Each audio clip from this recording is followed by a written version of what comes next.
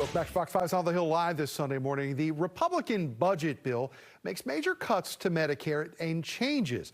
Democrats say those cuts will mean millions of people will lose their health insurance. Rural hospitals especially say the impact on them could be devastating and that some could actually go out of business.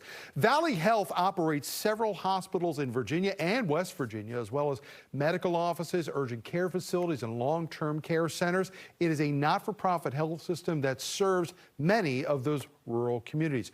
Chris Rucker is the Chief Administrative Officer at Valley Health and joins us this morning. I want to lay out before we get into this conversation, Medicaid is not Medicare. Medicare people get when they're 65. Explain to folks what Medicaid is and why it is so important.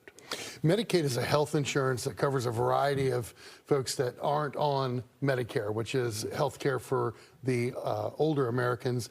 Medicaid is disabled individuals, it's people in poverty, it's pregnant mothers and their children, it's the elderly, often in nursing homes, elderly that are indigent and can't afford a nursing home. So it's a wide variety of folks. We have heard nationally that rural healthcare systems like yours could be adversely impacted by all of this. Why? What is special, what is different about a rural healthcare system as opposed to major metropolitan areas? That's a great question.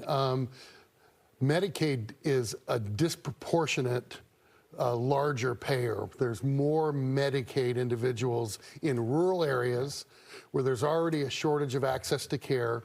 And because of a variety of factors, there's also a higher incidence of chronic disease in those communities. There might be a lack of availability of fresh foods and transportation issues and lack of employment opportunities. So if somebody is sitting here and saying, well, I'm not on Medicaid, why is this going to affect me?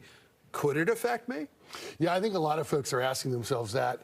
And for that, you want to zoom out a little bit and think of the healthcare ecosystem just as one large ecosystem. And if you're removing money from caring for patients, that squeeze is going to have to be felt somewhere. So it's not just the Medicaid patients that may see longer waits or may not be able to see a specialist.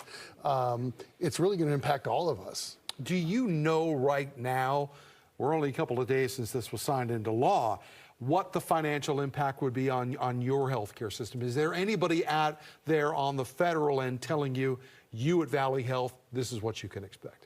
Well, the feds haven't done that math for us, and so that's left us to do it. And we would say in a broad range between $40 and $90 million a year in healthcare, so in healthcare dollars. That sounds unsustainable. That it would tip you to a financial position that the way forward would not be good for you. That's very true. It is unsustainable. Most hospitals, nonprofit hospitals, operate on a 2 to 3, 4% margin, meaning there's 4 cents of every dollar left over at the end of the year. You take $90 million out of the equation, that's a big loss. Is there any possibility that some of this could be actually stalled? Some of these cuts are looking at over a 10-year period. You're looking at a decade out.